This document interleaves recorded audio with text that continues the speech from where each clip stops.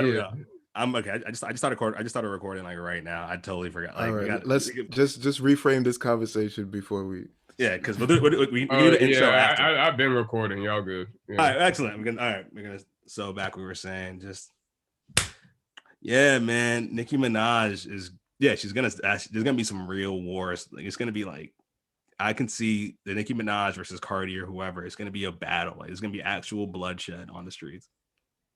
Yo, she's like, I don't know, man. She's terrifying. Like, she's wildly influential. She's uncancelable. Like, yeah, it's Yeah, she could be president. we're gonna have like Nicki Minaj like Gundams walking around. That'd be sick as shit. Yeah, that'd be objectively cool as fuck. That'd be objectively cool as shit. Yo, the first rapper to get a gun. Who do you think is the first rapper to like actually have their own? Like I bought a Gundam, paid cash.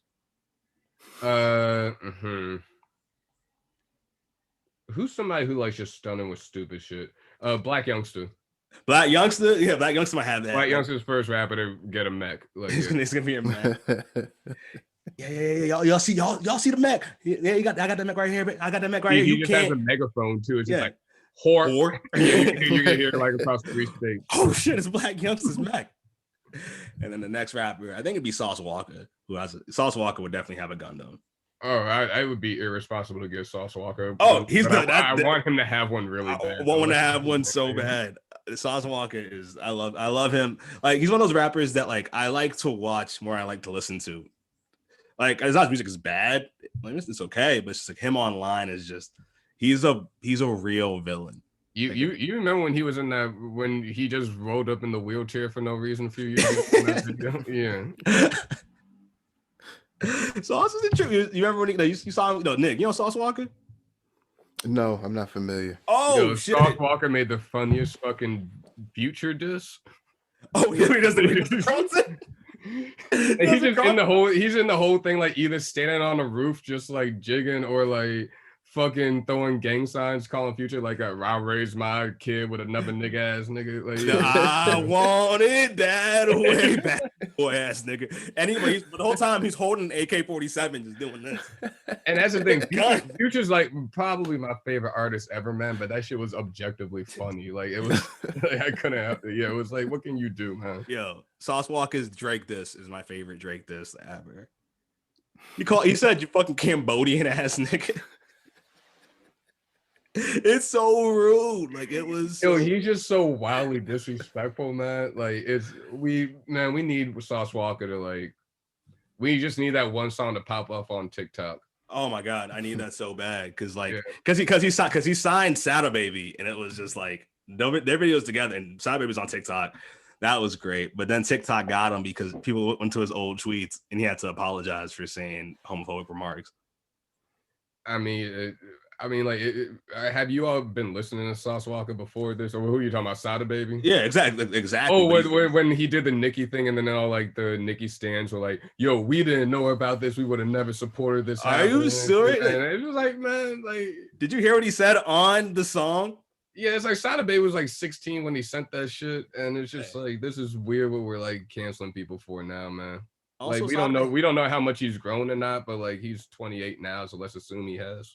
I love him as a rapper, but like as a person, like no, the shit he raps about. What was that one song? He's just like, I'm in your house, shitting on your toilet, playing with your kids.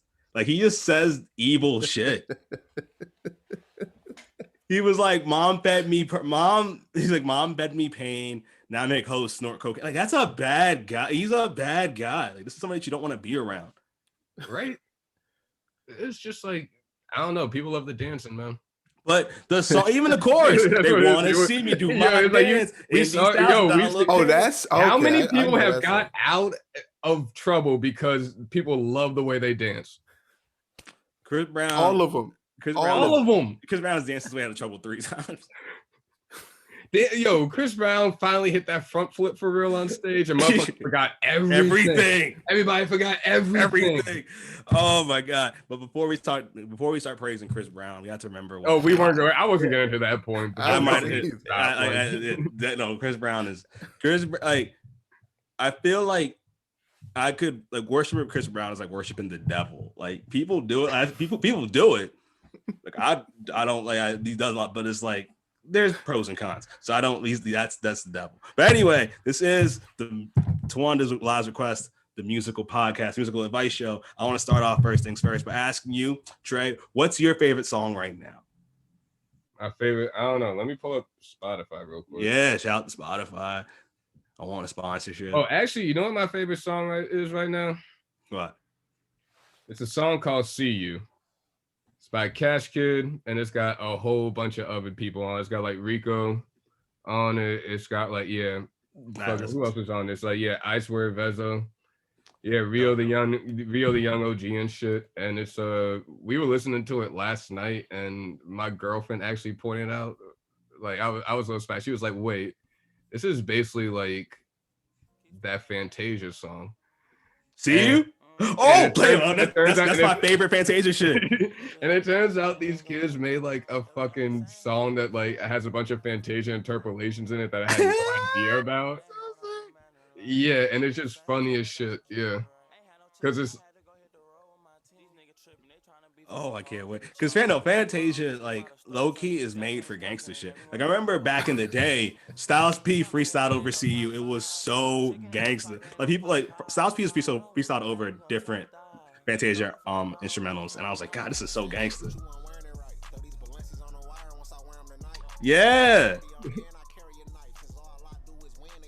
Turn up a little bit. And it just, like, it was a... Nas, like that one dude on Twitter, like he releases his rap list and shit. Yeah. And this was like number 6 on it. It was like the first song I hadn't heard the year. So I was like, okay, let me listen. I was like, oh, I fell in love with this shit. This is kind of cool. Yeah, Mom's Heart got a dead beat. Like, oh, that's fucking damn. He's saying some pain. Right. Oh, right here. Oh my God. Oh my God. He's gonna shoot the shit out this nigga. Oh my God. Woo, this is the shit. That's dope. I want to see R.I.P. when I see you. R.I.P. All we need is Fantasia on the remix. That's all we need. Yeah, wherever the fuck he at. Nick, can you do a Fantasia impression or not? I just remember she was on she was giving an interview and somebody asked her, she like revealed that she couldn't read on American Idol. And then they were like, "How's your reading doing?" Which is like kind of fucked up when somebody comes on to sing. It's like, I know the words, motherfucker. I'm about to sing. I'm not here to read. I'm here to sing. Yeah. But they're I'm like, fucking Toni Morrison up here. Like, goddamn, like yeah. Right. They're like, "How's your reading?" She's like, "It's getting real strong, you know." Strong.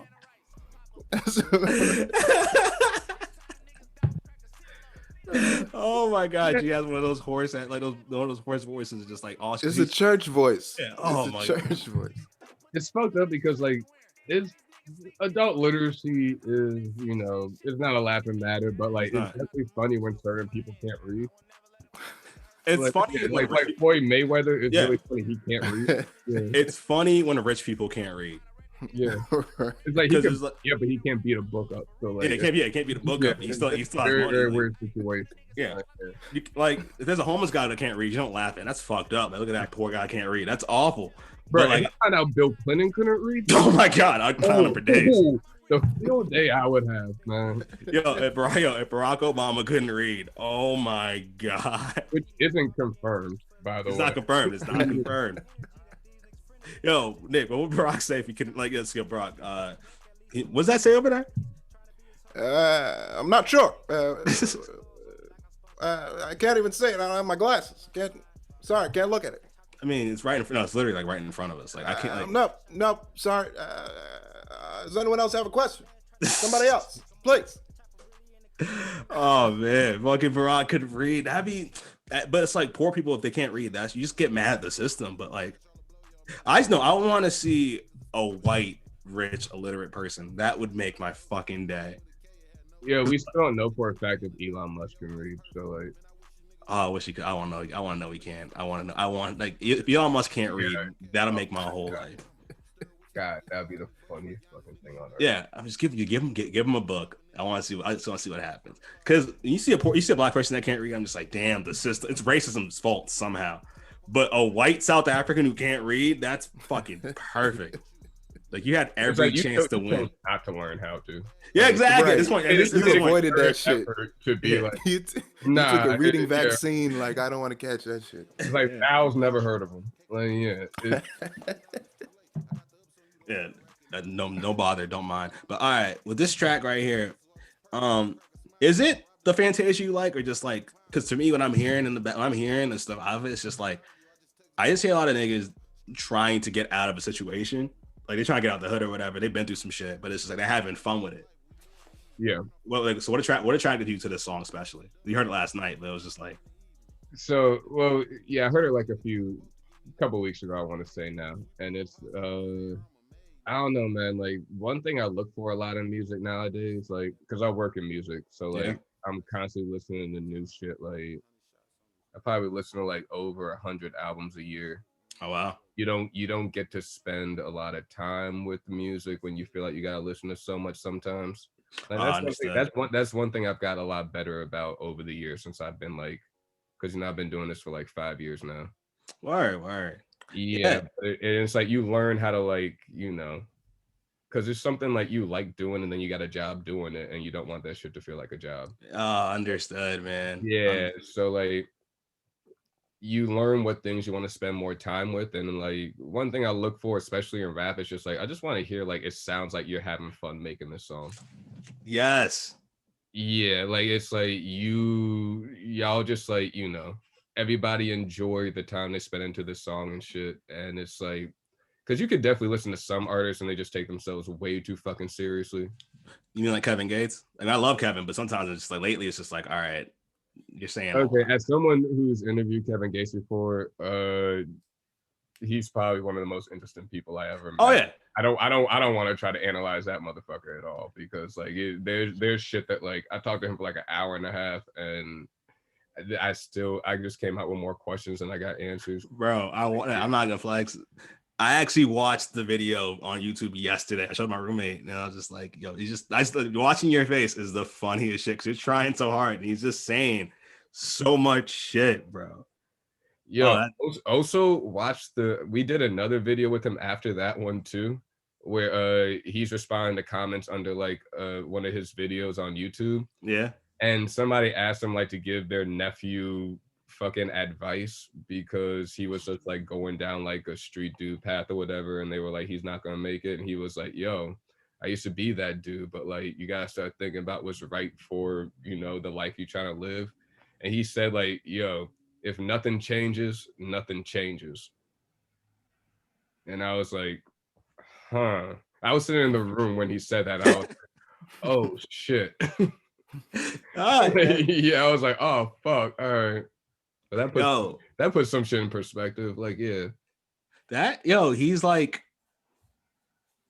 if there was a Star Wars, if there's a nigga version of Star, like all niggas Star Wars, right? I don't want him to be Yoda. Just saying shit that kind of makes sense, but it don't. But yeah. You're like, what the like? Or Jar Jar. What? Or Jar Jar. Nah, Jar Jar was low-key saying important shit, but everybody was just like, oh, he talks like a Jamaican. Like, who cares? Wait, Nick, do you remember any of Jar Jar's lines from Phantom Menace? No. Didn't they edit all those out when they like? Yeah, I think they realized it's like, oh, this is really bad. They just put George Lucas in there being like, sorry, I'm so sorry. Yo, so sorry. Trey, do you remember anything Jar Jar said? Well, I haven't seen that movie in like 15 years. Because I'm sorry to ask. I'm about to try to Google a Jar Jar Binks quote, and Nick, I want you to say it as Kevin Gates because I want to see if this works. Here we go. Or wait, in the meantime, do you remember any Yoda lines?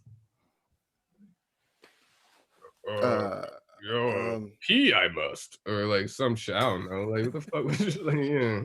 Just all right. Just be Kevin Gates as Yoda. Doesn't matter what the line. Just like talk about the Force as Yoda. No, I'm talking about like the Force. There is no try, only do. You know what I'm saying?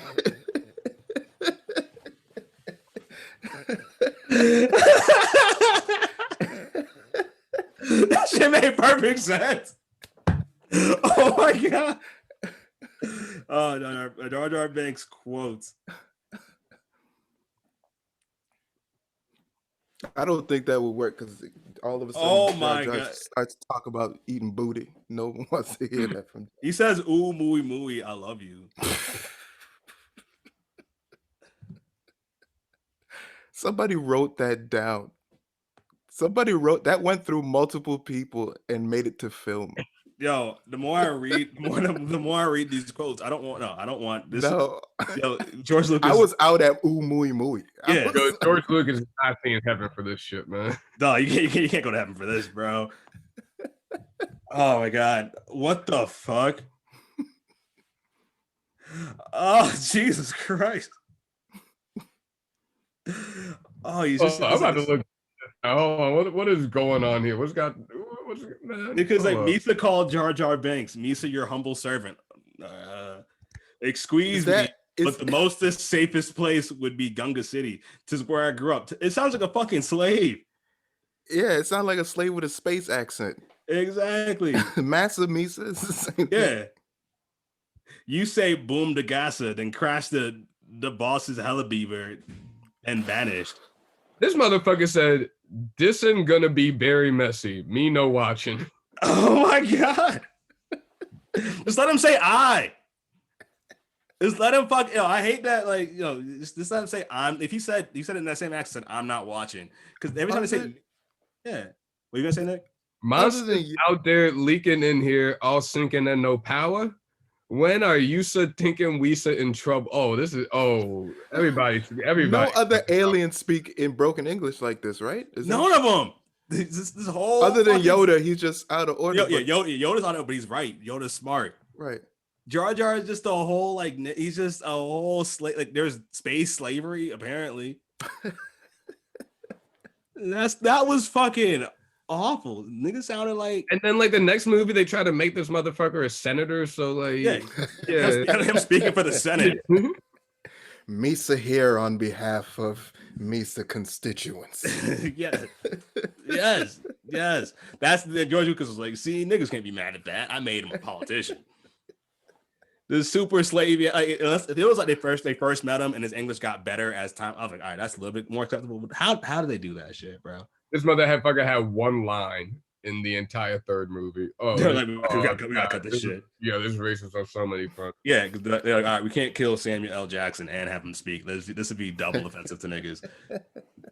But that reminds Samuel L. Jackson didn't say nothing about none of this. I think the Star Wars check was just so crazy for Samuel L. Jackson. At that point, it's like a shut the fuck up and just like should just do it. But I read a theory online about Samuel, like why I watched this 2-hour breakdown of why all the movies are bad, the prequels are bad, and they were basically like Samuel L. Jackson, Jar Jar is not the point for racism in that movie. It's Samuel L. Jackson because this is where it's at.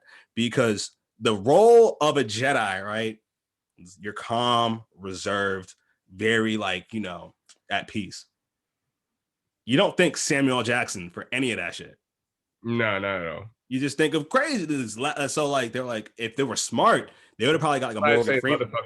Yeah, exactly. They would have got a Morgan Freeman type or whatever. But they're like, nah, we have to get the most popular nigga we can find. And it was like Samuel. That shit was just like that casting was just so off. So people said that's the issue. Maybe they didn't write it for Samuel. They probably wrote it for Morgan Freeman. They were just like, oh, Samuel Jackson's the same because he's black. It's like, well, who's the next oldest nigga in Hollywood after Morgan Freeman? Was Ozzy Davis still alive at that point? He wasn't alive enough to be doing Star Wars, I don't think. Wait. When did Sidney Poitier die? Is it Poitier or Poitier? Sidney Poitier with a lightsaber is completely unbelievable. So that's that'd be funny as shit. That'd be funny as shit. That'd been amazing. So this motherfucker could be everything on Earth and outside of Earth, but a Jedi for me. I want to see in the heat of the night in space. They call me Mr. Jedi. Oh shit. Guess who's coming to the Death Star? That's the fuck I want to see. Yeah, there we go. All right. Back to more music shit. You said you listened to what? Like you said, 100 or 1,000 albums? Oh no, not 1,000. Like I was saying that'd be how many albums a day? Goddamn. Yeah, that's too many. That's 3 a day at least. But like you said, 100, right? What was some of your like? What was one that was like caught you off guard that you were like, oh shit, I didn't expect this to be good, but it was. Okay, so expecting it to be good, I didn't expect it to be good, but it was. It's like I don't really approach music with that kind of shit. I just like there's some stuff that like I approach everything like this is gonna be something important. Oh, all right. Yeah, it's like music first and foremost is just like kind of a snapshot of the artist's life at a time. Yeah. And so I'm just like learning about somebody, and it's like it's about kind of like how much I learn about you at the time. That's real. Yeah, so like there's some stuff where it's like interesting and it grabs you, and it's just like, oh, you really communicated like your feelings of what you're going through at this time, and very very well in this point. And that's kind of stuff that grabs me. But I think like honestly, secretly, what I didn't really expect to spend a lot of time with this year is the Heady One album. I even heard that. Or both of them, honestly. Like there was a Edna, which was like the big like critical push one, but then there's the one he did with Fred again, which is called Gang. And it's like they're two very different albums, but they're both like, yeah, Heady One's probably the artist I spent the most time with this year. All right, let's play some of that shit because I've literally never heard of this person. Okay. Listen to a couple of Heady One song. Okay, so one song off Edna. Well, you heard like the freestyle he did with Drake over that one drill beat. I think honestly, like I listened to so much Drake that I just like I don't look at titles anymore. I'm just like, all right. It was the one when he was talking like all that Arabic on it for. Oh yeah, the British dude at the end was Heady One. Oh, is Heady One the dude that like supposedly they say has like? I remember I watched a Trap Lord Ross video and he's like one of the most like prolific like drill artists. Yeah, I heard he has like they say arguably the best drill song ever. Which one? I forget what it's called, but like Trap Lord Ross, I watch his videos all the time. And he was just like Heady One is like it. He's like number one. Heady's the fucking truth, and like I don't know what his legal situation is, if he can come to America or not, or if there's some sort of ban, because like he is like he did time and shit. He's a road man. Yeah, the man has touched the road. The man has touched the road. Yeah, exactly. Like, yeah. All right, play some of that shit then, because like because that's the thing that's so crazy about this is like I've been sitting back for the past like few days listening to like drill beats and just how every American artist drill beats. I think drill music is gonna be like drill music is the new trap music. It's gonna be fucking everywhere, and like a year or two, it's gonna be it's like the UK's first real cultural like shift imprint on the US in a long fucking time, and probably since the Beatles. Yeah, this is and the Beatles had to copy black people from over here to get they did. The Beatles and the Bee Gees had to copy black people. Yeah. All right, I'll be right back. All right. We're gonna display.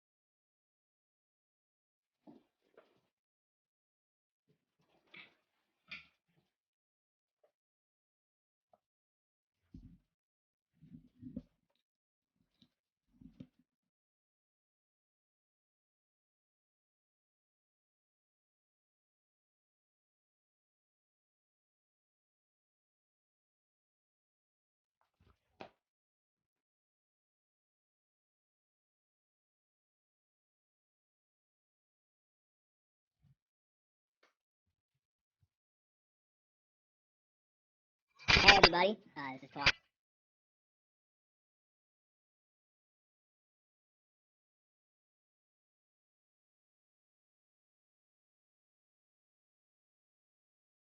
I don't know what.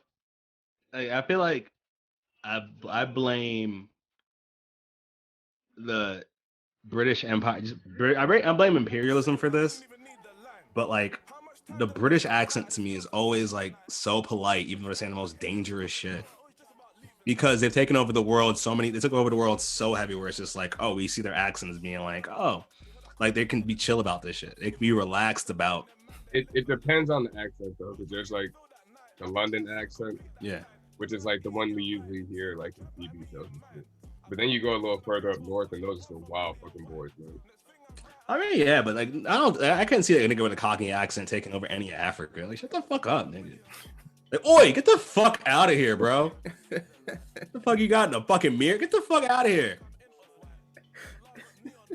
No nigga that said oi has ever fucking taken over a country.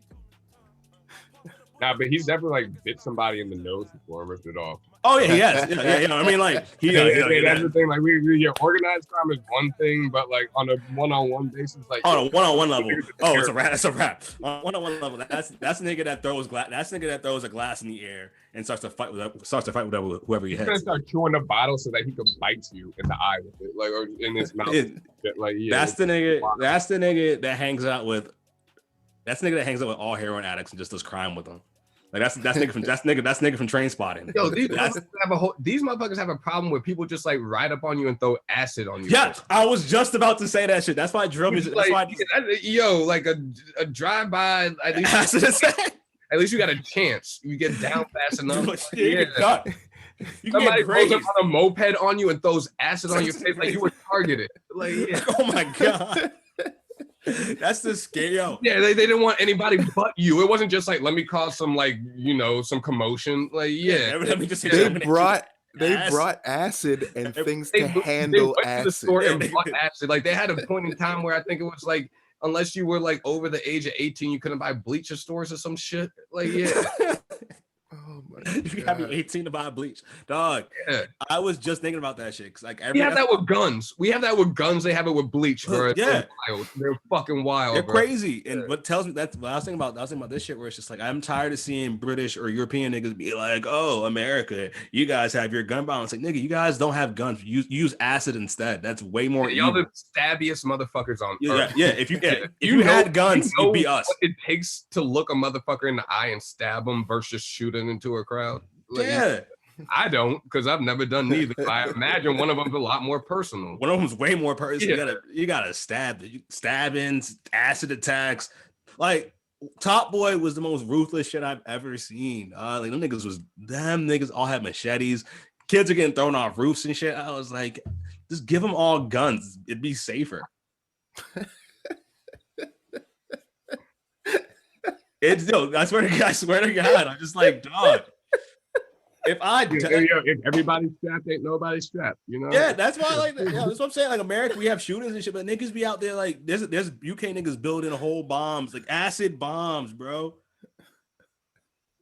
Like, would you rather get shot by a nigga in like a white tee or get acid on in your face by a nigga wearing a fucking North Face jacket? No, it's Stone Island. It's different. No. Okay, the Stone Island nigga's gonna stab you. That nigga's gonna stab the North Face nigga's gonna throw acid in your face. I've seen Top Boy too many times, nigga. And Top Boy too. A nigga fucking gets an iron, like they heat up an iron, put it to his chest in the first episode. Just shoot a nigga and like the shoot nigga in the hand or some shit. You gonna put an iron? Tell you everything you want to know. Yeah. I think the British are more sentimental. Like, I want you to remember this. And I've done it to you every time you take a shower. I want you to look down and remember my name. That's true. Because Mad Americans like, I don't know who. Like every rapper's like, I don't know who shot me, bro. The British niggas, they want you to know. You remember the time, the place. Like, oh yeah, this happened on June 1st. Yeah. You're gonna be in this life. Oh my god! But that Heady One nigga. All right. So you said he was on the track with Drake and shit. I've been studying Drake more and more. It's just like that dude has a global. His fan base is literally like super global. It's crazy to think about. And he's cool with like every gangster and like all the gangsters on these random places. He's cool with them. He's cool with at least one crew of niggas. Like he has a crew of Australian niggas. Yeah. They got like Australian drill and shit now. If you've never listened to it, it's worth a deep dive, man. Like, oh, I checked it out. I was listening to it like 2 weeks ago or whatever. I listened to that shit. I listened to Italian drill. Korean drill probably my third or fourth favorite one. Oh, Korean niggas get it pop. Like I remember they're making Korean trap music, and I was just like, No, Korean Japanese like shit. Keith Ape and all that shit. Yeah, Keith Ape, the Underwater Squad. Then it was what was the other thing? The occasion. That nigga was fire. I was like, oh shit, these niggas are just having mad fun. But the drill shit probably sounds crazy, bro. It's like, yeah, they just all in the videos like wearing their fucking pandemic mask and doing donuts in the parking lot of like what I assume is like their version 7-Eleven or some shit. That's what's up. I wonder what their violence is. They don't have guns because they don't have guns out there like that. They just fight, as far as I know, man. Yeah. Did they actually fight? Somebody got a bat or somebody got a knife or chain or some shit. Like, yeah. That sounds like they're not throwing acid in people's faces and shit. So that's safer. Nah, it's just about being tough. Yeah. It's being not tough and having a lot of friends. Yeah. Which is, that's fair. That builds strong principles. Like, hey, just have friends and be tough and stand together. That's teamwork. You can apply those lessons later. Yeah. What do you do after you throw acid or boiling water in somebody's face? I could get y'all stimulus checks and start an LLC together. Exactly. You have a business. Like I fought side by side with you. I've gone to battle, bro. That's real as shit. Shout out all the Korean niggas and gangs that make rap music. I appreciate you. I remember back, it's not the same. I remember I was in Boston. I went to high school, went to Boston Latin School. And it was straight. It was just like it's a super nerdy high school. But then like we had mad Asian kids. So it's like Viet, Korean, all that shit. I saw the Vietnamese gangsters for the first time. Them niggas scared the shit out of me. Cause all these niggas, like, cause I'd be walking around Chinatown or whatever, and you'd see them like, hoodied up with the baggy hoodies and shit, but they'd have like 2 long dyed bangs, and they'd all have batons and butterfly knives and shit and flip-flops, and they were scary as shit. They were all like gangbang. They were on some real deal shit. Them niggas do not fuck around. Asian gangsters scare the shit out of me, dog. It's a really weird idea we have, and I guess it's down to racial stereotypes and just like geographical stereotypes to some extent. But every country got a bunch of tough guys in it, man. Every single country got a bunch of tough guys in it, man. And it's like, yeah, you can't just go certain places and think shit is sweet. Like you can't go to Austria and just assume everything's sweet over there. Yeah, I mean, there's Nazis out there. Yeah, you about to have a huge fucking paradigm shift, my guy. Oh my god, it's about to be a fucking rap. You can't go nowhere. Like, who was it on the Knicks went home to like Latvia or some shit and got beat the fuck up in the street? Was it Nice Cancer? No, that wasn't. No, he's Turkish. He got problems over there too. What's the one? The one they thought was gonna be good, but then it was just like, He was on the Knicks. He got traded. Yeah, he got traded. I want to say Dallas or some shit. Oh, fucking what's his name? Oh, fuck, I know this motherfucker. He plays with. He's super tall. So what the fuck is this dude's name? Like I know him. In a minute. Yeah, you'll figure it out. It ain't important. But they jumped him. Motherfucker, what? They jumped him. Yo, motherfucker got beat up in the street in Latvia or some shit. Oh like my Lithuania or some shit, man. They beat basketball players? Damn. Yeah. Yo, everywhere got tough guys, man. Like, that's fucking crazy. Everywhere do got tough guys. I remember this thing. I remember the first time, I remember when I was younger, it was commercials for like Carnival cruises and shit, or like whatever, like the old resorts and shit. Shit we can't go back to right now. The resorts and shit. They used to talk about Jamaica like it was so peaceful and so nice. Then they should talk to Jamaica or like just the Caribbean, like the Belize. I was like, oh, this is so cool. Then Nick, play Bad Boys by Shine. That was the first time. It was the entirety of what's filmed in Jamaica. Yeah. Yeah. And those were the scariest niggas. Yeah, it's like don't go off the Sandals Resort, my guy. Don't go off the Sandals Resort ever. Like I remember like watching that video, all niggas just staring at you, just like through the screen, just these ice, like they were murderers in that fucking video. Yeah, there were some people in that video that just had like nothing behind their eyes, man. Nothing. It was dead. So much shit, man. It was just like, oh, this is like. Yeah. Have you ever been to a resort like that? No, because I feel like if I don't feel comfortable going to a place and mixing with like the locals and those people, like I probably shouldn't go there. I mean, yeah, I say that because I strive to be a real nigga. The key word is I strive, I try. And I remember me and my parents, we went to Cancun and we went off resort. Like, let's go off resort, see what the actual town is like. We got off resort. And we were like, this is we're on the bus. I was like, this is the fucking hood. Like, it was like, yo, I don't go nowhere. I don't know somebody. Okay. Yeah. Yeah, and it doesn't matter if it's a hood. It doesn't matter if it's like a rich like white people bar in the city or whatever, man. I don't go nowhere. I don't know nobody. That's safe. Yeah. I recommend going to Bermuda though. Bermuda was like peace. We went off resort, just went around the towns and shit. It was hella laid back. They were like, it's fun. Just don't go over there. Everyone was like, yeah, welcome here. Just don't go over there. Like over in that spot over there. Don't just stay away from that.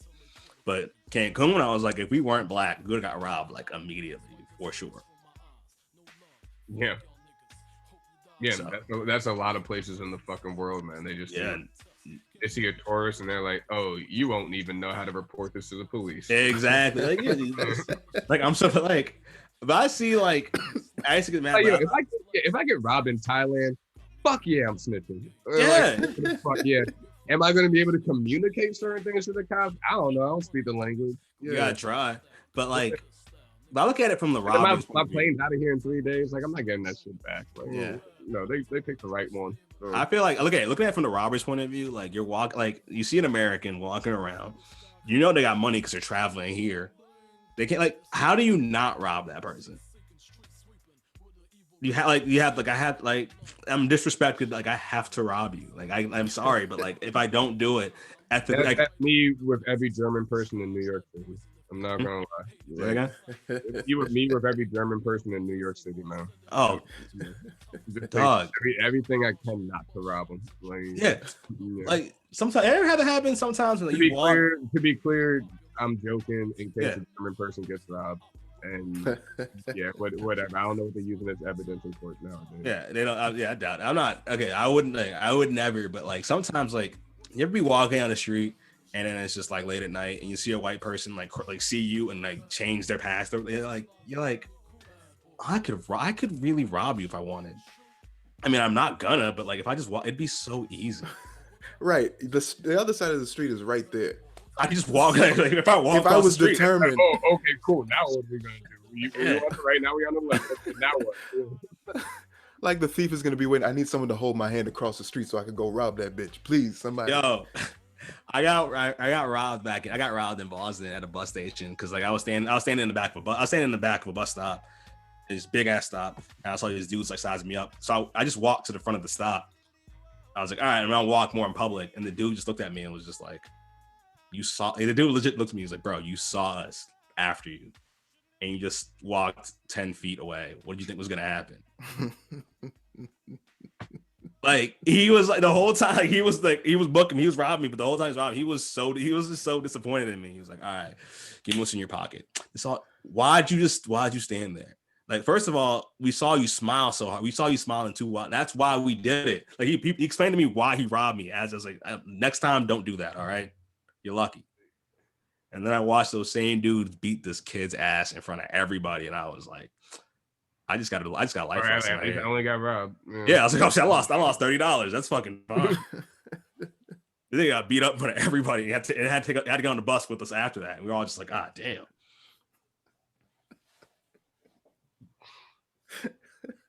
That shit was bad, bro. I was like, oh shit. Oh man. Robberies.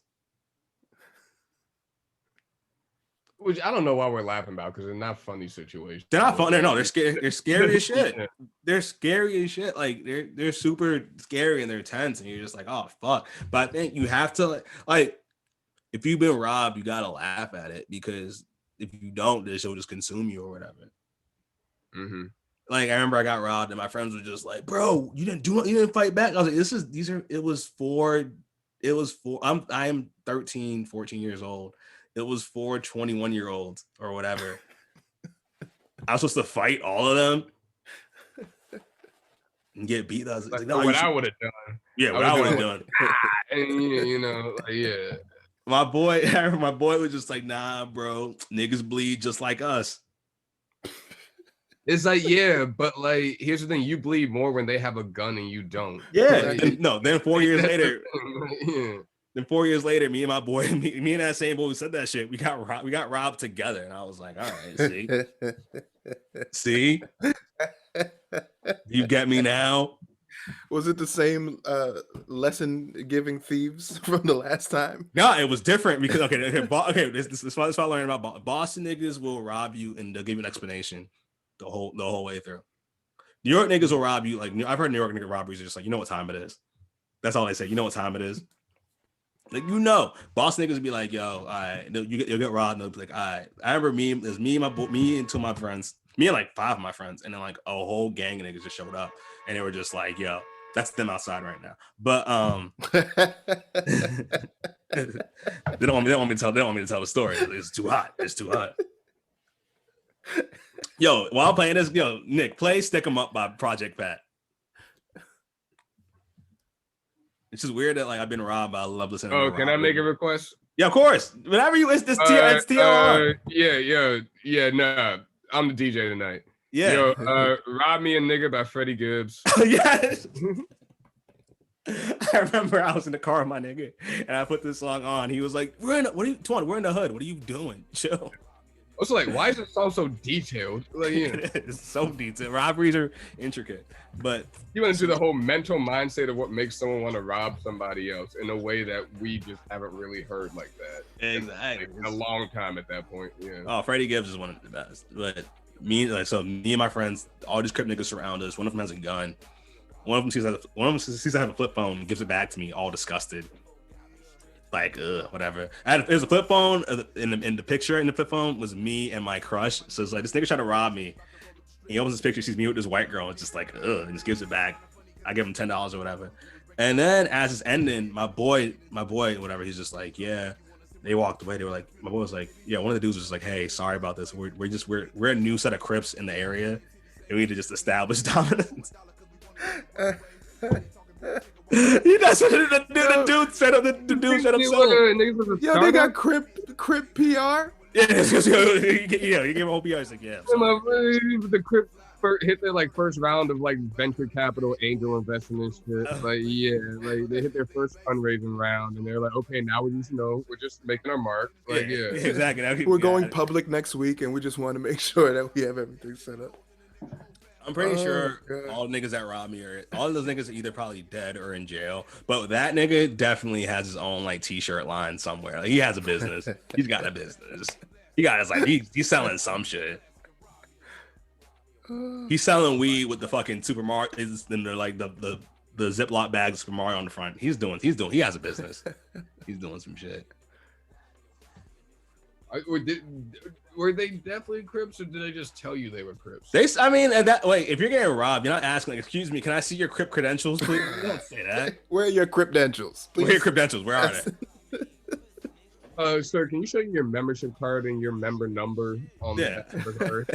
I'll just call and verify. Yeah, I would just like put it into the database real quick, and we'll see if I should be worried. Right? I'm a secret shopper for the Crips. I'm a secret robber. Like, yeah. Excuse me, you did a good job, but this is where you need improvement. It's like they all talking on the corner. It's just like, okay, so we might have like a secret mark come through. Just make sure you got everything. Yeah. Heads up, guys. Yeah. They got a fucking manager. They got a fucking retail manager as the lead. The Crip district manager's coming through, so you got to sure. He's coming through. All right. Hey, Tyrone, did you iron your blue bandana? Okay, it's fine right now, but in the future, just make sure you have it ironed and pressed. Okay, this is a real thing. All right, and that's what happens. Summertime, we tuck under, not over. Like, yeah. That should totally be that. I think that could happen. Man, let's calm down before we get beat up somehow over this. Oh yeah. I mean, there's no disrespect to nobody. I don't know these dudes. Don't worry about it, guys. We're fine. PSA: don't be a gangster unless you're in it and you're having a good time. If you're not having a good time, you should probably stop. But if you're having a good time, keep doing the shit. I don't know where that went, but yeah, that's I don't know. Yeah. No, it's just like if you're a gangster, don't stop. Well, the magic of post-production, we could just figure out a better way to reword that. Throw it in. Bro, okay. Remember, if you're a gangster, nothing changes. If nothing changes. From the great Kevin Gates. Yes. I used to love his music, man. And then I fell off for some reason. Like, I had like all of his mixtapes. I had like all of his albums and shit. And then I think he went to jail. and then he came out, and it was just like, I think by then, like, I just moved on to other artists who kind of took that same style of his. So I feel like he was influential in that. That's what sucks when rappers go to jail. It's just like they build a new sound and then they go to jail and people find that new sound and like they refine it a little bit and then they take it to another level. So it's like when a person comes out of jail, they have to play catch up.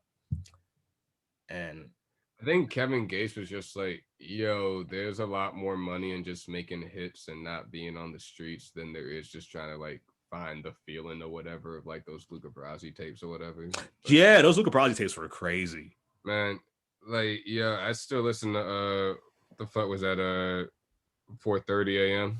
4:30 a.m. Let's like play that Yo, shit.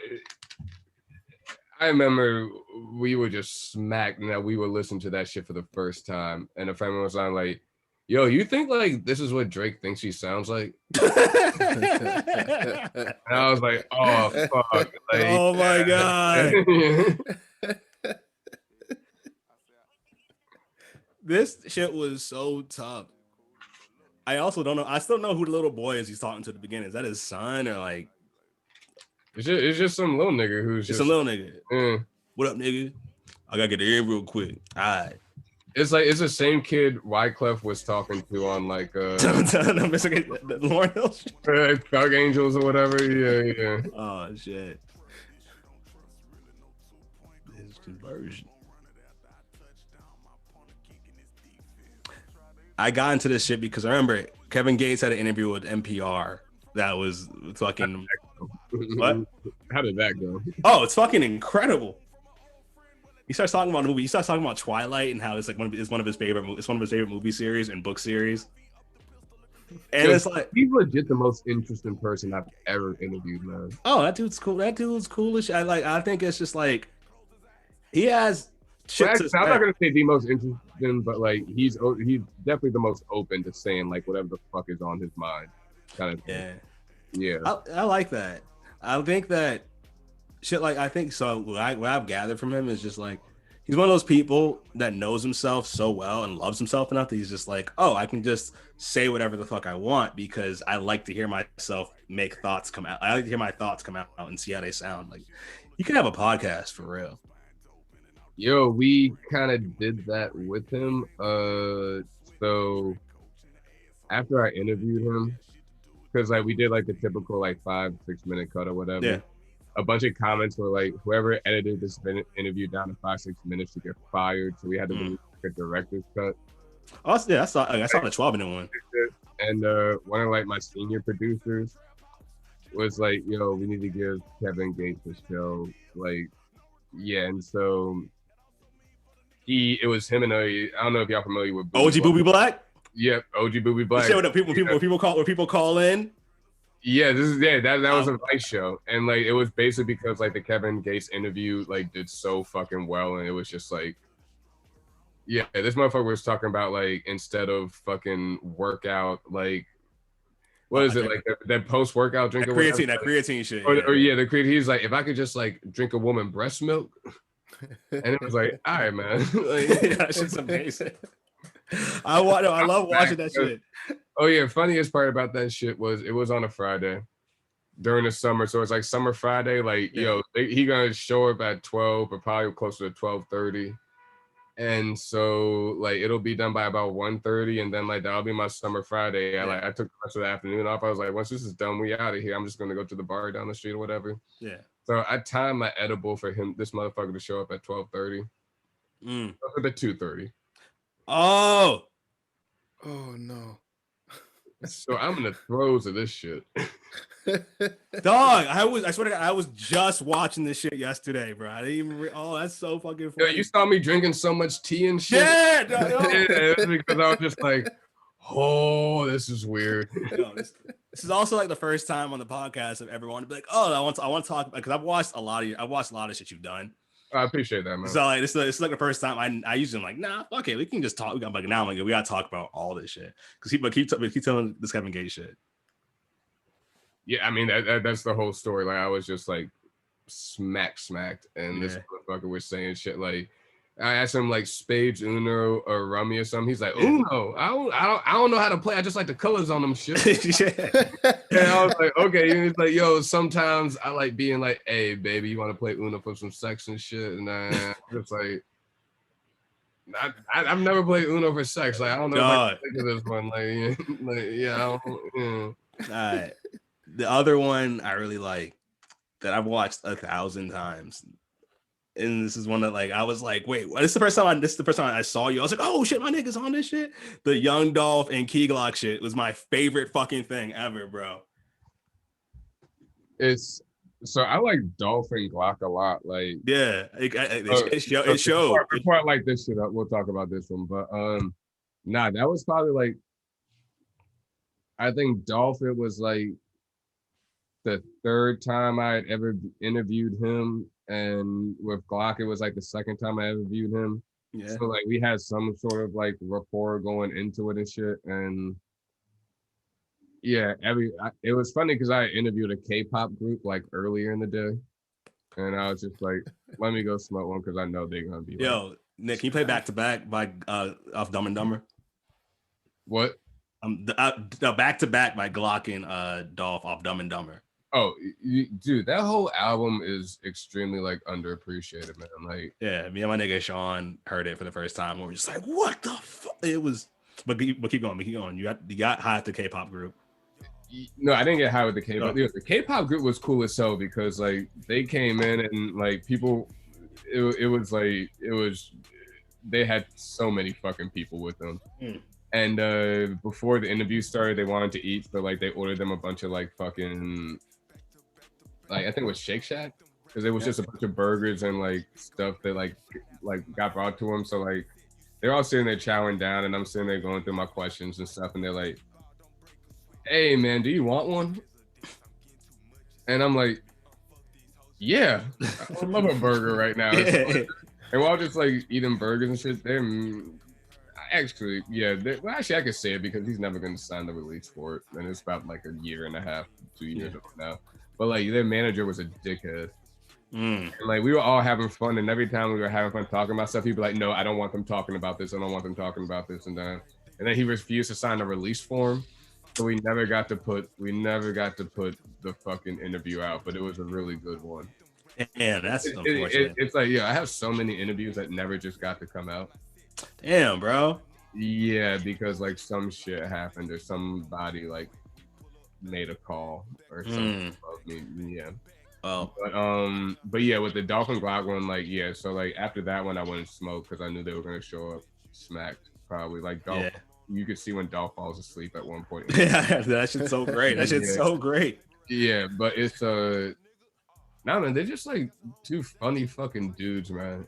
They're just really fucking funny dudes, and like they're cool as hell.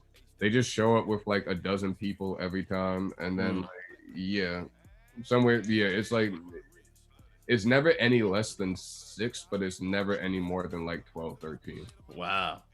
Yeah. That's dope. I just think about there's a lot of people to do security checking for. I can imagine. Front desk, like so we can give them badges to walk around. Yeah, exactly. So like, imagine if you're in London, you have to check them for acid too. That'd be fucking wild. See, you can walk the metal. You can walk through a metal detector. Oh, there's a gun. You can like flat people's sides to see if you hear any liquid switch. Yeah, liquid shake. Yeah. But also the one I really liked. That the title kind of caught me off guard, but I watched the video and I was like, oh, this is dope. They said it was 10, like you and St. John. Yo, St. John, like, okay, so that one was also funny because this nigga was somehow 4 hours late to the interview, but he was still in the building. He was someone else before, and I was just like, all right, I guess I'm just gonna like go to this meeting I said I couldn't go to, and like if he shows up, just like let me know and I'll leave it. Yo. He was somehow late as hell to a meeting, and he was 2 stories above me. And I was just like, "Hey, yo, man, like what the?" But no, it's like we get through the interview, and like he's just like a cool fucking dude, man. Yeah, like, I like St. John a lot. He's like a decent dude. Yeah.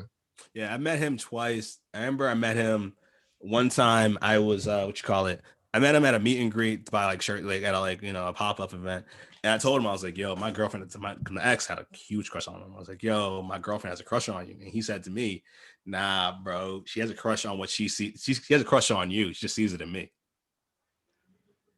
And that's the kind of shit. That's the kind of shit he was on. Cause like, yeah, there were just like moments where he and I were talking, and like you saw the moment in the interview where he snatched the cards out of my hand. Yeah, ooh, yeah, exactly. I was like, okay. Yeah, it was just like, okay, let me. This is what we're just, you know, we're just doing what the cameras want us to do. Yeah, but St. John's also one of those people that like everyone I know who's a fan of him, they like I could be like, that song was all right. No, that song was good.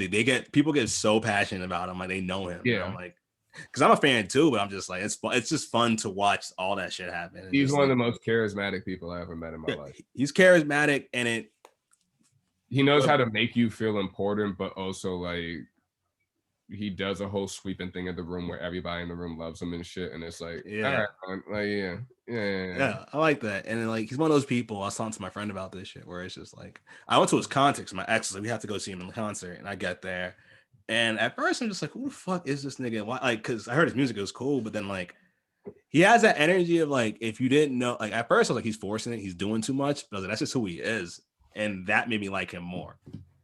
You just hear like, my heart is deep below zero. I ain't trying to be nobody's hero. Yeah. I ain't on the corner water. Don't I really be your mama's daughter yet? I'm like, I fuck with St. John. That dude's music. Like, okay, this is cool. Yeah. This is cool.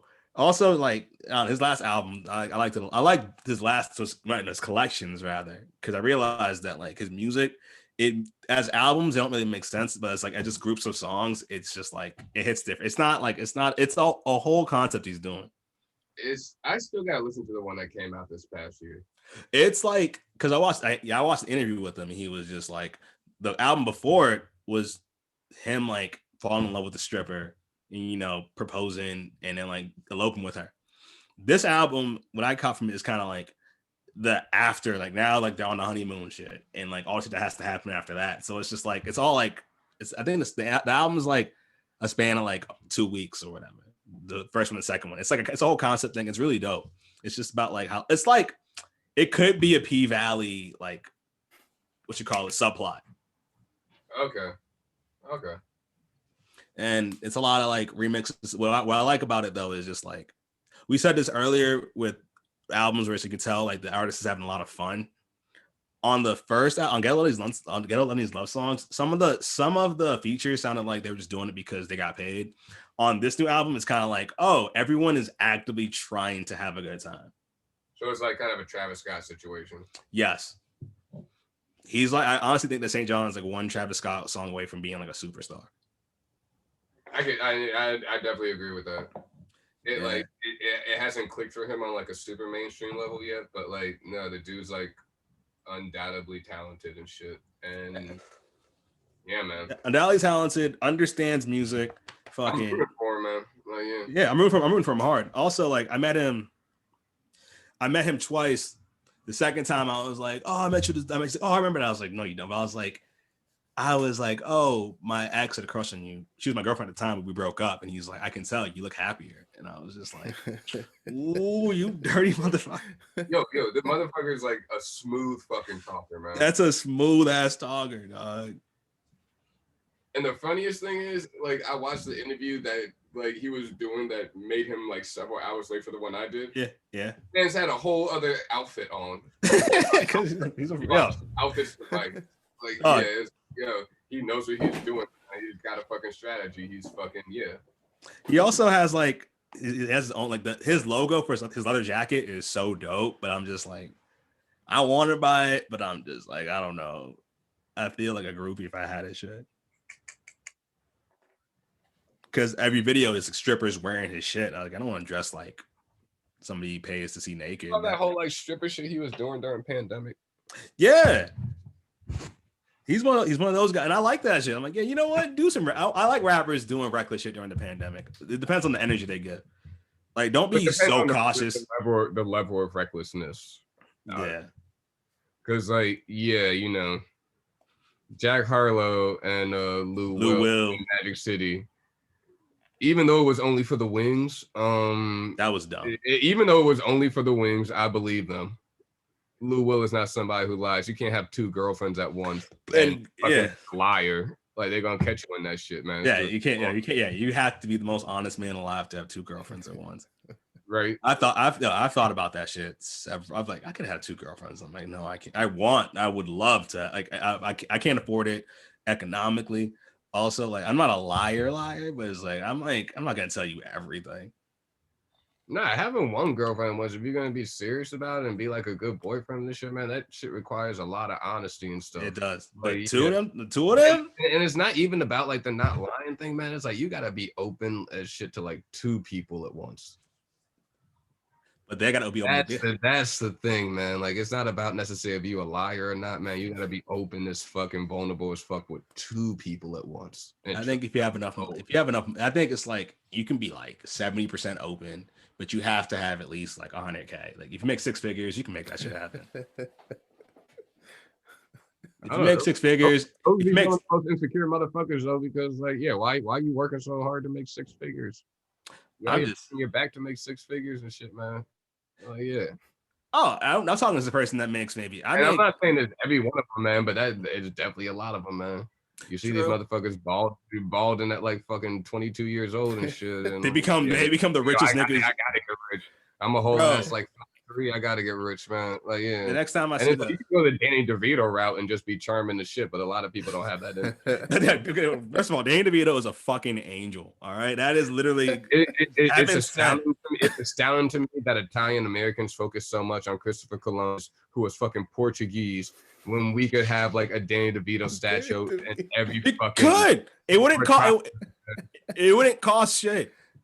It'd be cheaper. Everybody would help pay for those. It wouldn't just be on y'all. Everybody would help pay for those, man. I gotta ask, which Danny DeVito gets made a statue? Because I say the Danny DeVito statue should be the claymation Danny DeVito from the Brisk Iced Tea commercial. That nigga should get a statue.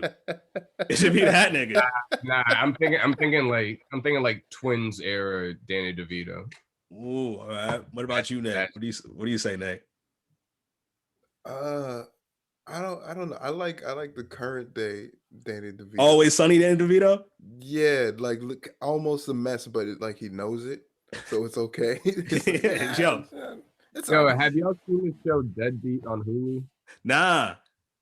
So Danny DeVito, I think like his daughter or whatever, she's in it, but there's an episode where he plays his hairdresser who like, so it's a show about like a dude who's a medium and he helps ghosts like do their unfinished business. Oh, sick. And so he meets some ghost in this hair salon that he ends up in for reasons. And they're like, we need to talk to Father Daddy. He was our cult leader who was going to bring us to the dark side of Pluto. And it's Danny DeVito playing this hairdresser who's secretly a former cult leader who poisoned his followers with brownies. And it's just, it's remember the episode of Always Sunny when he's like the art dude or whatever? Yes. It's basically him playing that character again, and it's so fucking funny. And it's just like, I think that would be my second Danny DeVito. Danny DeVito with a big bald patch but long braids coming down. All right, that Danny DeVito, he definitely gets it. I think Penguin Danny DeVito deserves like a couple. He deserves a couple statues. Oh no, that was Danny DeVito's like Danny DeVito's lucky he didn't get the Joker for that, because Danny DeVito would have been a better Joker than Heath Ledger. I know, but we didn't. You wait. I'll say it. As well as he played the Penguin, who was like one of those Batman characters nobody ever really fucking thinks about too much, and he made the Penguin a relevant fucking character. That's statue worthy. That is statue worthy. Yeah, no, like nobody really talks about how one of the best superhero movie performances ever was Danny DeVito as a Penguin. And yeah. And also, I like how it got so quiet. That's how I know I'm right. Yes, that's right as shit. Because here's the thing: I've been on HBO Max just watching all the Batman shit, and I haven't watched any of the live action shit. And I think about the Penguin, and Dan DeVito was just like, I remember seeing him when I was a kid, and I was repulsed. He was repulsive. And every Penguin now is just like somewhat smooth and debonair, or just like, and his was just like a gross. What was it, like No, 30? that's what the penguin would have been. This motherfucker lives in the sewers. Like, Yeah. yeah, of course. He eats raw fish.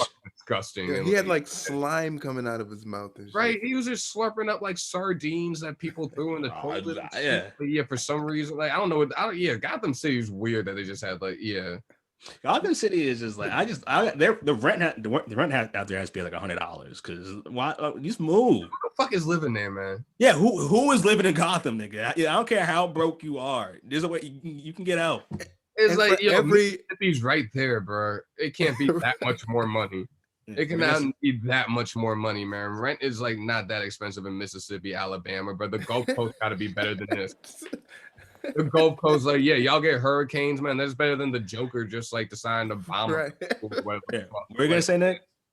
No, for every huge villain that we hear about, you know, there was like a bunch. It's like, oh, the Joker, the Penguin's like, I'm the meerkat, and it's like just the lower level, just weird people. The low tier niggas, like, oh damn, like, I live in the walls of apartments, and I pop out and I steal your TV. It's like, I can't take this shit anymore. This nigga just fucks with your Wi-Fi, like exactly. He changes your password on your phone every 5 minutes. That's my, honestly, this is like I've had this idea for a while. I'm saying this now so I can come back to it like 10 years and somebody else does it. Like, see, I said it. But I have an idea for a show that's just like the average person and like just like the regular, like not like because there's a lot of shows where it's just like superheroes as regular people. I want to see somebody like that live, just a guy that lives in Gotham. Or a chick is like, I live in Gotham, I have a job at some shitty startup. And it's like every day, like no reason one night you can't get justice for this shit. Like, yeah. And I don't want it to be one of those things where it's like the first episode. Like The Boys is like kind of like that, but I don't want it to be like, oh, if something happens, he has to do some super. I don't want him to do anything superhero related at all. I want him to just live his fucking life and be like, it's just like he wants to go to a date, but the train's delayed because there's a fight on top of the train. He has to text the girl. He has no service. He's like, ah, damn it. And he gets there and he finds out her ex is actually the Riddler. You're like, what the? It's just like little shit. Also, they need to like update the Batman storylines more like social media involvement and shit. Because I can't wait to see like, you know, when they finally address people getting incorrectly accused of being Batman on Twitter or whatever. Or yeah, and it's like thread. It's like 1 of 49. All those, none of those superheroes would survive because the way they find white people who do racist shit. Like they'd be like, well, this is Batman's Bruce Wayne. If you look at his face here, and I have this picture, you combine it with this and compare it with all that shit. Batman's getting exposed in the TikTok. That's like it. Batman, Jeffrey Epstein was Batman. Just, whoa! How did we get here? Like, I want that. Yeah, it's the worst people you can think of. Like Donald Trump was Batman. Like, all right, you guys gotta relax. I'd love to see them find Bruce Wayne. Also, here's the thing: Elon Musk would try to be Batman. He would just be like, 100% Batman or some shit. Like, yeah, it would just be disgusting. Yeah. No, I thought about this shit once. I've watched some of these billionaires, right? A lot of them are gonna be super villains no matter what. But Bill Gates is the funniest nigga because like he does philanthropic shit, but he does it in the most evil ways possible. Like there was a day once where charter schools. Let's talk about it. No, this one's extreme. I don't know if there's a podcast for this, but let's. We can talk about whatever. I don't give a fuck. But we gotta play some good conspiracy rap music in the back. No, we don't. Yes, we do. We don't need to. I would rather. You know what? Instead, you know what we should listen to? What? That Jack Harlow, Adam Levine song. All right, play that. We need the opposite of a fucking conspiracy. Talk about Jack Harlow, who? Jack Harlow and Adam Levine. I don't know. It's on the new album. Yeah. And Jetson actually has a gospel drop now, which is fucking sick. Yeah. All right. So comes at the end and he has a choir singing his drop, and I was just like, oh, you motherfucker. Like, yeah. All right. So Bill Gates a few years ago, right? He had this whole convention talking about malaria or whatever, how he just cure that shit. He had this whole conference, and in the conference, he walks out with this big box under a sheet, this glass box. He's like, all right, I'm gonna lay this here, talking about malaria. Then he opens up the box or whatever, right? And a bunch of mosquitoes just fly out, and he's like, this is what it's like in some parts of the world. But imagine they have malaria, and I was like, "What type of evil shit?" Yo, okay. I would go to jail trying to be Bill Gates' ass. Like, Yeah. what the fuck is wrong with you? That's evil as shit. I'm actually Googling it right now. Google mosquito release. Yep. There's a video. There's a minute-long video of him doing it. Holy shit. Yep. Why don't more people know about this? Oh, I'm going to the video, right?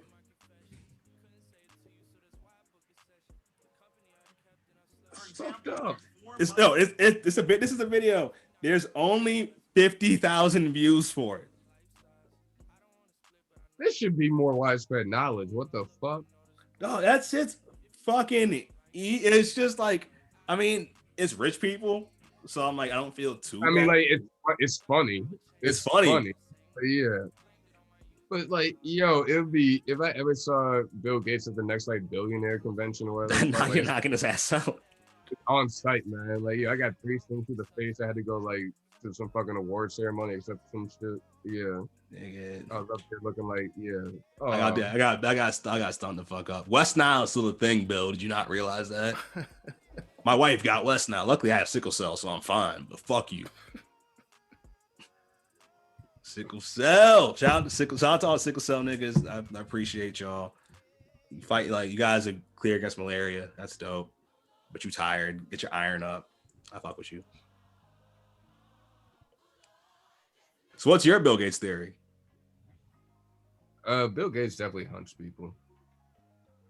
I think all rich people do. Like, I think there's some island that's not on a map where rich people can just go and get their fucking kicks. And I think they do have the opportunity to hunt other human beings there. And I think Bill Gates goes down there, you know, like enough. I think it goes enough. It's somewhere near. I'm not gonna say how often, but it's like enough. Yeah. You probably go somewhere near. It's like near Kuala Lumpur or some shit. Like there's an island there.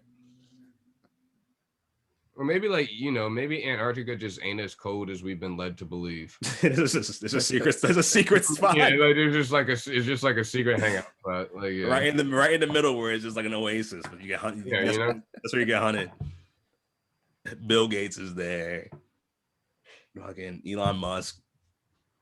Yeah, they all just go, you know, they have a secret billionaire convention every once in a while, and then like, you know, you can just go down there every once in a while. Yeah. Yeah, you go down, you kick it, you can hunt somebody if you want. You can burn an owl if you want. And Jeff Bezos has a elephant skin robe that he wears. An elephant. Well, I mean, like he works out so much because that would be heavy as fuck. Like, yeah, that would be exactly. No, Jeff Bezos definitely just like, I don't know. Jeff Bezos is into some weird shit. Yeah, he definitely is. Like it's weird enough. I don't know what, and I'm not gonna get specific, but I just know that motherfucker's into some weird shit. Yeah. Yeah, but that nigga's not gonna stop making money for a while. I mean, ever. Yeah, ever. Like it's like Amazon is too fucking like the niggas want to protest Amazon, but you buying markers and shit to write signs on Amazon boxes. Like you can't stop this nigga. Yeah, man. When people were buying like the Black Lives Matter flags and fucking lawn things off Amazon and shit, I was like, from like Chinese companies, I was like, oh, y'all are missing the whole fucking. Y'all missing the whole shit. Yeah. I remember I was in Martha's Vineyard with my parents over the summer, and I saw so many handwritten like on construction paper Black Lives Matter signs in cursive, and I was like, all right, these people are okay. Yeah, these are the good rich people right here. Like, yeah, they're doing their best. They're doing their best, and they can't help being a little bit evil. Like if you're rich, you're a little bit evil. He's got in the capitalist society, you're a little small bit, not a lot. It depends on how rich, because you know, a millionaire could just be somebody who's like, you know, I'm a good ass defense lawyer, but I don't take on like certain cases, and then I also just like happen to have a bunch of Subway franchises, and I'm a co-owner of like a car dealership or some shit, which I feel like is probably like 10% of the population of Texas. So like, yeah, I'm cool with those millionaires, I guess. Because like also like to be in the 1% in this country, you only need to make about like 450,000, which is to think about that. Like that motherfucker's in the 1%, but then also Jeff Bezos is in the 1%. Like that's fucking extremely crazy to think about, man. You don't need to make $500,000 in this country to be in the 1%. And you in the same category as fucking Jeff Bezos. Damn. Yeah, that's bro, all it takes. Roll the guillotines out, bro. Roll the fucking guillotines out, man. I mean, yeah, but I was thinking about it, and I was like, I don't want rich people to die. I want to see rich people get like, because I've been seeing a lot online the past few months has been like my friend Sam pointed this out, where it's just like all these rappers have been buying each other cars like all the time. Mm-hmm. Like the baby, Danny Lay bought the baby a Lambo, like with what, like it's called like community resources, you know? Yeah, but it's just like I want to see more like if there were like carjackings where niggas didn't get shot, I'd love more of those. I don't want to see niggas get their chain. I want to see niggas get their car stolen at this point. Nah, honestly, man, I love all the rappers right now, making sure all the other rappers look like they're rappers, you know? I gotta hate it. Yeah. It's like rappers aren't the ones y'all should be robbing. I mean, like rob fucking Jeff Bezos, man. Oh, Jeff Bezos has a Gundam. Jeff Bezos has 2 Gundams right now, just ready. You know, he like if anyone has a Gundam, he has a fucking he has Gundams. I wish they could rob Elon Musk and Grimes. Yeah. You rob Elon Musk, all yo. House with them, you rob Elon Musk. Every Tesla turned into a I wish he had the Decepticon. Like, yeah, and she would just been like, all right, that watch looks nice. Like, yeah, like, you know, just Robin Hood shit. Yeah. Yeah, I mean, I want some of that, but it's like I said halfway to the Tesla Twitter account. Like, yeah. Like yeah. I mean, I appreciate that, but it's just like I don't want necessarily rappers to get robbed. That's I want my issue with rappers now is just that like they're so like all these niggas rap about the streets or like this shit, like the lives they've lived or whatever. And it's a whole pandemic. Niggas is so broke. And every day I see rappers on IG or whatever just buying so much shit. And it's just like, I get you have to turn up, but it's like you don't have to show us all that you buy. You know what I'm saying? Like when I saw Diddy give his mom a check for $1 million in this room where nobody's wearing a mask, and I'm just like, the whole country's poor, Diddy. Like you could like you don't need tone deaf as shit. Say they've been tone deaf as shit. Yeah, and I don't want people to get hurt. I don't want them to get nice. I'm like, yo, like we'll steal some of that shit so you can remember, like, bro, everyone out here is living a crazy ass life. It's one of those things like there are people I think we could like remind them of their roots and where they come from, and then there's other people we just straight up have to take from. Yeah, I agree with that. Yeah. And you know, you talk to a motherfucker and as much as you can before you have to start talking at them, you know? True. And what's the sad part is, as much as I like, oh, we should rob and do this to the rich, I'm like, if I got rich, I'd be the exact same way, bro. I'm not gonna be a good person if I'm rich. I could feel it. Yeah, it's one of those things, man. You want to think that like, oh, I would be an ethical motherfucker about this, John and I, but like, nah, man. You start that most you, and I don't know how. I don't know. Did you hear 2 Chainz new album? Yeah, I love it. I love it too. What I loved about it is that his album basically is playing that ethical rich person. Because a lot of those songs are just like everyone keeps asking you for money, and I'm so annoyed, but I keep giving it to him because that's what I'm supposed to do. Yeah, which is fun. I was like, that's fucking perfect. Yeah, it's cool because like he talks about the fact he's like, I'm not annoyed y'all are asking me for money. I'm annoyed y'all only call me up for money. Yes, play a song from that shit, Nick, because that's like that. 2 Chainz literally like that's that's to me is like how you say it. Like I have money, I'll flex, but I'll still help you. Like you need money again? How much you need? All right, bro. I like that shit. I also saw him live, and it was a fucking. I saw him during the fucking Pretty Girls Like Trap Music tour. One of the coolest shows I've ever been to. What time is it? Oh shit! I gotta get off and make dinner real quick. All right, so let's just go. We talked about a lot of shit. Yeah, we got another like 5-10 minutes. All right. So don't worry. We're gonna jump to this shit because this is important to the podcast. What's something that's happening in your life, good or bad, that you need help with? I give you a song for. This might be tricky. Honestly, one thing I've been thinking a lot about is that like this past year, with a lot of my job, it requires people traveling and me being in rooms with people and I feel like 2021, I gotta live 2 years worth in 1 year. And honestly, like we don't even know when we're gonna get these vaccines and shit. So I might have to live like 1.5 years worth in 6 months or some shit. So like yeah, that's one thing that's been bugging me recently.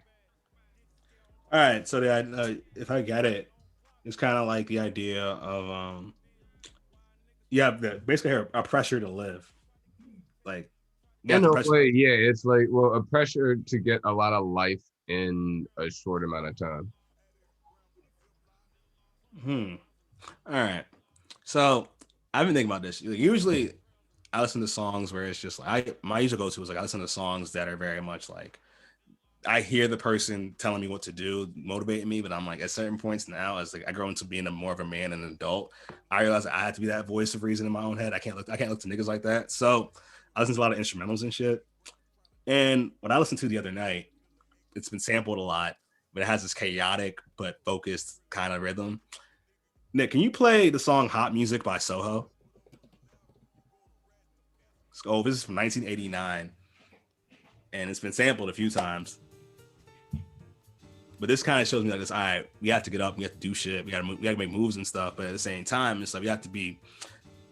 I don't want to say focused, but you got to just be like present in everything you do.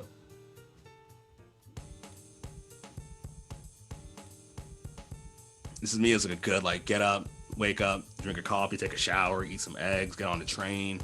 You know what I mean? Like you leave the house. Remember you got your mask. Go back, get your mask real quick. Spark up, hit a joint one time, leave.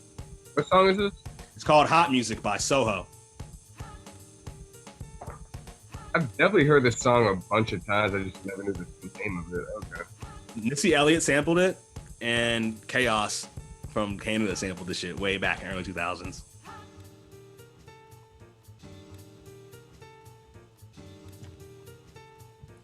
Yeah, the song's got like kind of an urgency to it. Yeah, it's urgent. Yeah, and it's like really like it's an energetic fucking song. Yeah, energetic, but it's like the press. Like sometimes with super fast paced music, with rap music especially, I sometimes get lost in the artist energy, and I can like lose myself. While here it's kind of just like I stay in, like you can stay in yourself.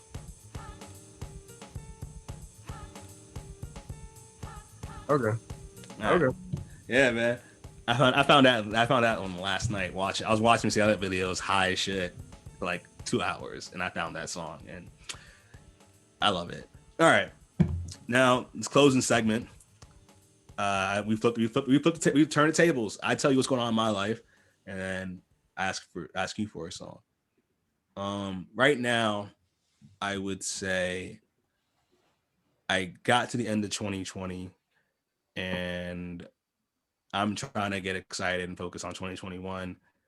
I am big into manifestation now, and I see like the wins and I see the things I want to do. My only thing is just like I have this cautious feeling that's like I could see a lot of good shit happening, but I'm worried about the bad shit that's gonna happen. Like I feel cautious in a way of like I feel like I'm walking towards my destination. Like I see everything I need to get, but I still have to look both ways. You know what I mean? Because I might get hit by something out of nowhere that might could change everything. So I'm trying to figure out like how to stay cautious, but not to the point where I'm sabotaging what's in front of me.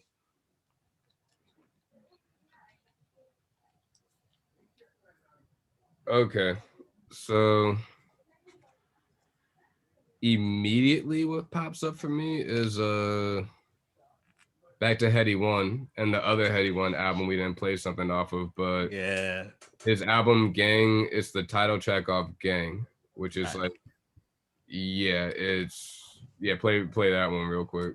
All right, so I'm actually about to save that album to my phone because I wanted to listen to some good UK drill shit. Well, it's weird because like this isn't like super drill shit.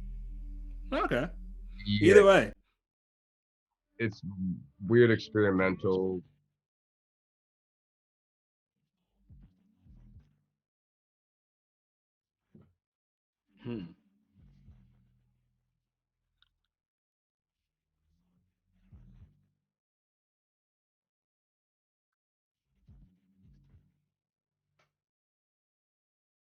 I like how the beat's slowly building in the background.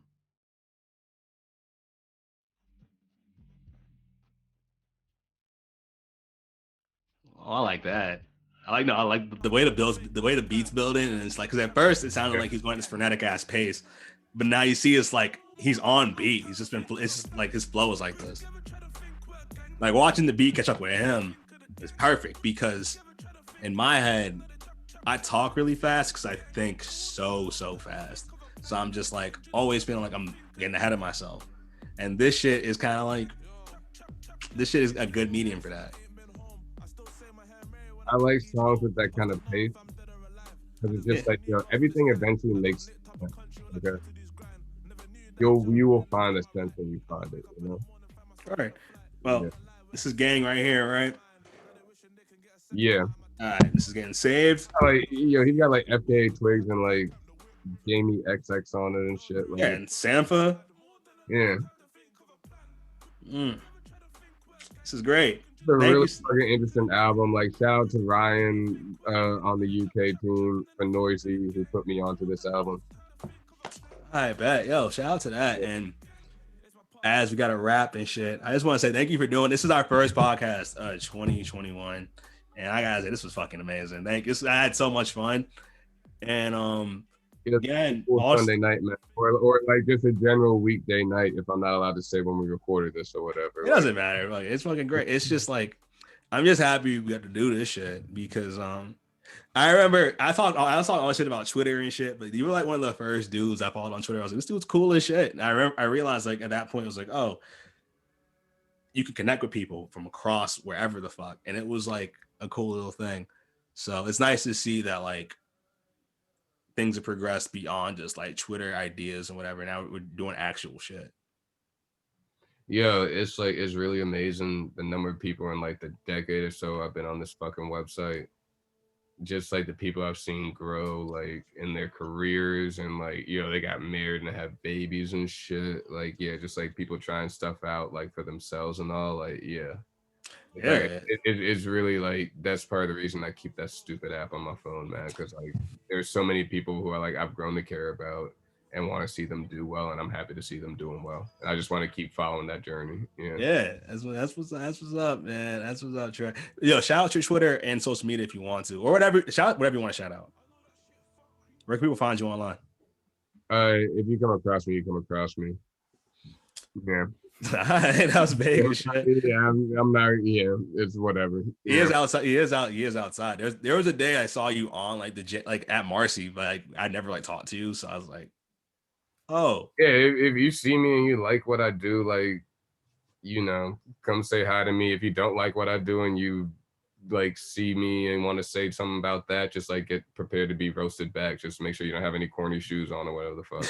Word. Yeah. All right, Joe. Thank you so much for doing the show. You still on Noisey shit with Vice, right? Yeah. Oh yeah. Watch the Questionnaire of Life. Watch Noisey's YouTube channel and all that kind of shit. And that's all you need to know. Yeah. Excellent. And Nick, if you would, could you just do me a favor and be Kevin Gates talking about be Fantasia. No. Be Kevin Gates talking about 2021. Just like tell me everything's gonna be okay.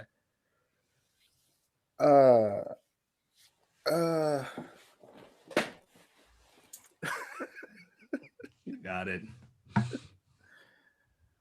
2021 is the same as 2020 plus one. Do the math on that. Thank you so much, bro. Thank you, and everyone listening. Thank you. It's like we're gonna be all right. Just keep going. Just keep fighting, and it'll be straight. All right, and that's that. Yeah. Thanks for having me, man. All right.